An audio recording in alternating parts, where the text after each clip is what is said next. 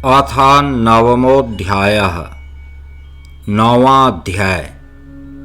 ब्रह्मा जी को सारथी बनाकर भगवान शंकर का दिव्य रथ में आरूढ़ होकर अपने गणों तथा देवसेना के साथ त्रिपुर वध के लिए प्रस्थान। शिव का पशुपति नाम पड़ने का कारण।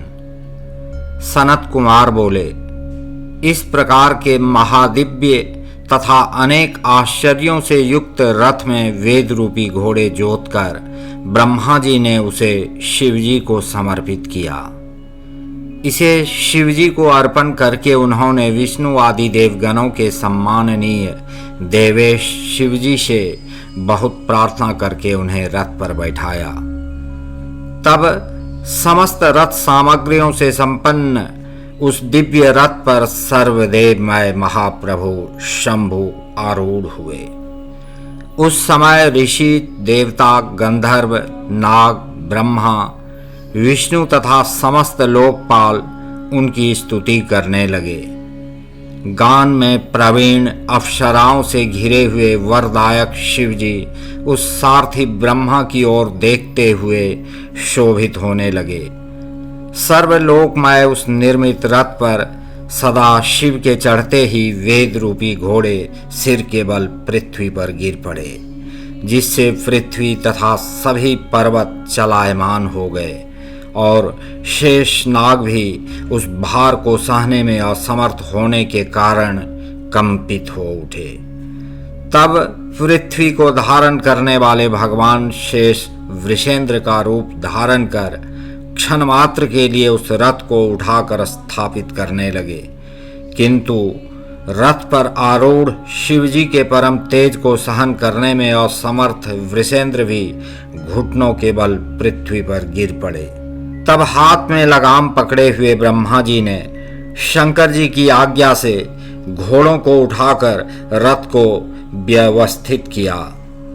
उसके बाद ब्रह्मा जी स्वयं उस श्रेष्ठ रथ पर सवार हो शिव की आज्ञा से मन तथा पवन के समान वेग वाले रथ में जुते हुए उन वेद रूपी घोड़ों को तेजी से हाँकने लगे।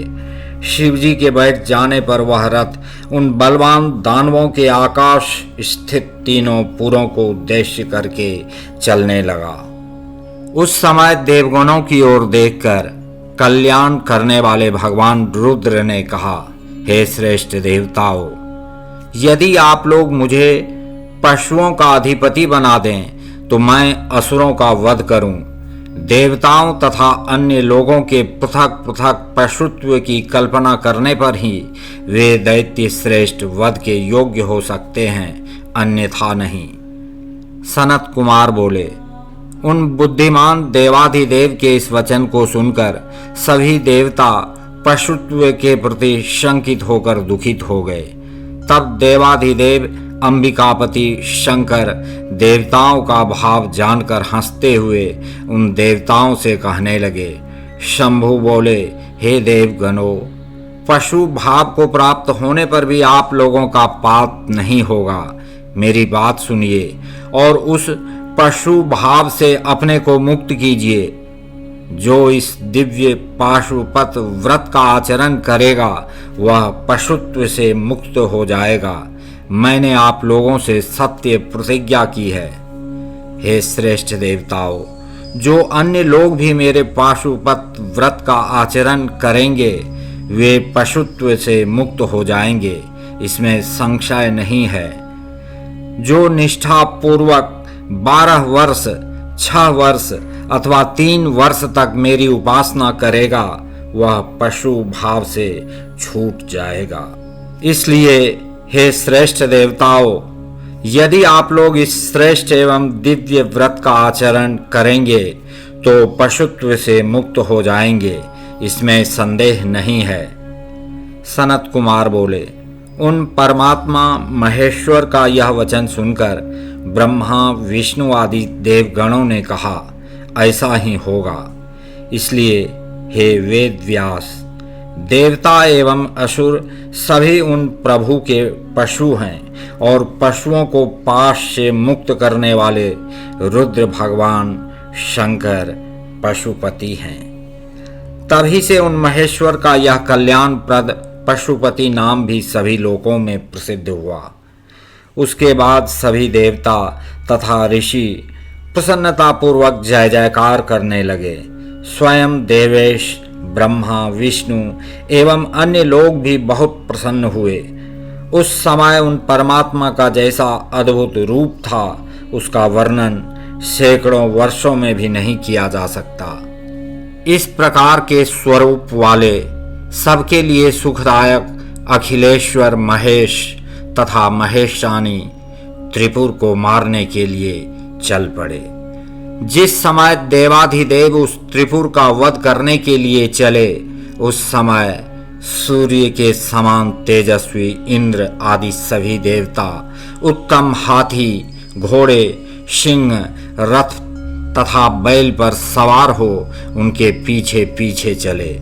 हाथों में हल, शाल, मूसल, विशाल पर्वत के समान भूषुंड तथा विविध आयुध धारण किए हुए पर्वत सदृश वे इंद्रादि देवता प्रसन्न होकर त्रिपुर का वध करने के लिए चले।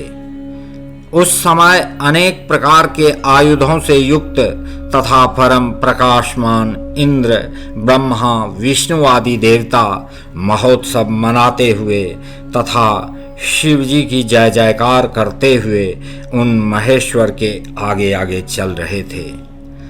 उस समय हाथ में दंड लिए हुए तथा जटा धारण किए हुए सभी मुनि हर्षित हुए और आकाश में विचरण करने वाले सिद्ध तथा चारण पुष्प वृष्टि करने लगे।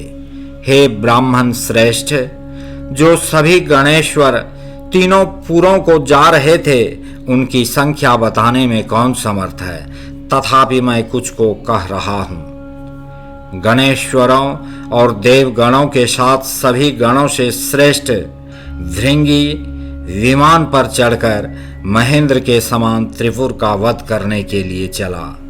केश, विगतवास, महाकेश, महाज्वर, सोमवल्ली, सवर्ण, सोमप, सनक, सोमधृक, सूर्यवर्चा, सूर्यप्रेषण, सूर्याक्ष, सूर्य, सुर, सुंदर, प्रस्कंद, कुंदर, चंड, कंपन, अतिकंपन, इंद्र, इंद्रजव, हिमकर, यंता, शताक्ष, पंचाक्ष, सहस्राक्ष, महोदर, सतीजुह, शतास्य, रंक, कर्पूर पूतन, द्विशिख, त्रिशिख, अहंकार कारक, अजवक्त्र, अष्टवक्त्र, हयवक्त्र तथा अर्धवक्त्र इत्यादि बहुत से असंख्य वीरगण जो लक्ष्य लक्षण से रहित थे,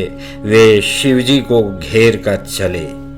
जो गण महादेव शिव को घेर कर उनके साथ चल रहे थे, वे मन से ही चराचर जगत को भस्म करने में समर्थ थे, किंतु यहाँ तो पिनाकधारी भगवान शंकर स्वयं ही त्रिपुर को जलाने में समर्थ थे।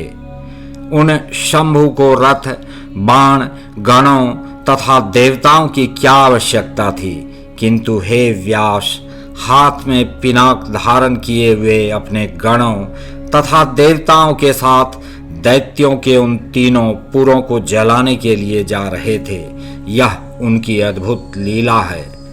हे ऋषि श्रेष्ठ, उसमें जो कारण है उसे मैं आपसे कह रहा हूँ।